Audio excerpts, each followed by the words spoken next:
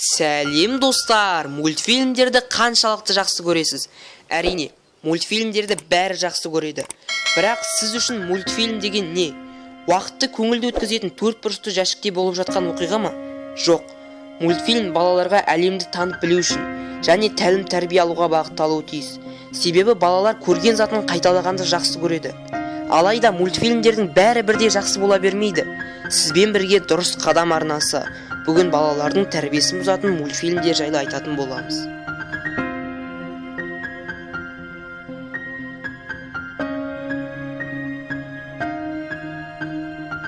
Алысқа бармай-ақ жұрттың бәрі білетін Губка Боб мультфильмнен бастасақ болады. Мультфильмнің тәрбие беретін тұстары өте аз.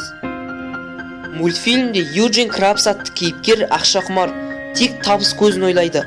Ақшаны жаны сүйетіні соншалық, ақшаға бола өз ресторанын түрмеге айналдырғаны туралы бөлімі де бар.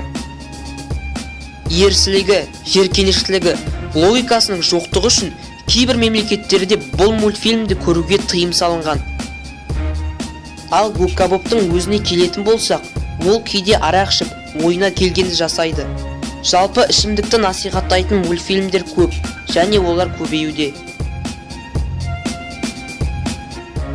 Осындай мультфильмдерді байқаған кейбір адамдар Совет одағы кезіндегі мультфильмдерге ештеңе жетпейді деп ойлауы мүмкін.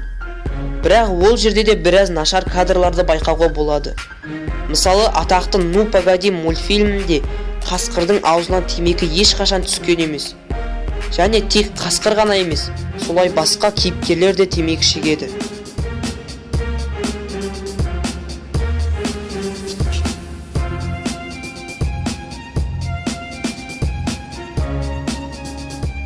Дәл қазір сіз кейбір кадрларға қарап, мәссаған, мұны бұрын қалай байқамағанбыз, расымен де сұмдық қой деп ойлап отырған шығарсыз.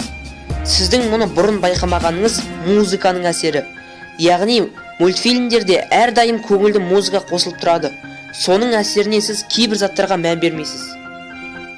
Осы видео 60 лайк жинайтын болса, мен міндетті түрде екінші бөлімін түсіремін. Ал видео пайдалы болса, лайк басып, әлеуметтік желідегі достарың мен туыстарыңа таратуды ұмытпа. Себебі болашақ ұрпақтың тәрбиесі бәріміздің ортақ мәселеміз. Бүгінге осы, келесі видеода кездескенше.